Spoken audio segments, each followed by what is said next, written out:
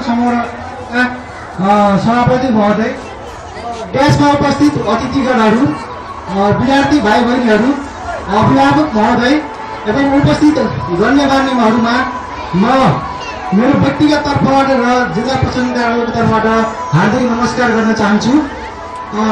वास्तवमा म सुरुदेखि नै चाहिँ यो कार्यक्रममा अब्जर्भ गर्दै आएको छु।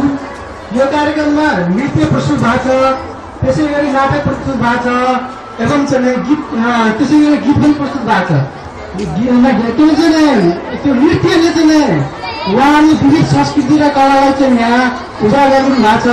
उहाँहरूले चाहिँ जुन प्रतिभा देखाउनु भएको छ, उहाँहरूको प्रतिभालाई चाहिँ म हार्दिक कदर गर्न चाहन्छु र उहाँहरूले भविष्यमा पनि आफ्नो प्रतिभालाई चाहिँ अझ निखार गर्दै आफ्नो प्रतिभालाई अझ निखार गर्दै चाहिँ राम्रो एक्सपोजर गर्दै लानुहुनेछ भन्ने मैले चाहिँ विश्वास पनि लिन चाहन्छु।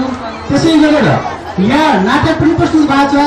मैले नाटक अब्जर्भ गर्दाखेरि वास्तवमा त्यसमा समाजको विविध चरित्रलाई, विविध क्यारेक्टरलाई त्यो रिप्रेजेन्ट भएको भन्ने कुरा चाहिँ मैले महसुस गरेको छु।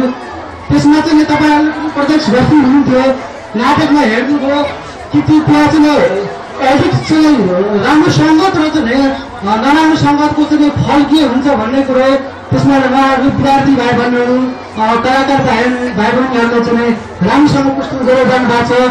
त्यसमा चाहिँ के अरे विद्यार्थीहरूको कर्तव्यको कुरा मात्रै होइन, अभिभावकको जिम्मेवारी, टिचरको उत्तरदायित्व सबै कुरालाई चाहिँ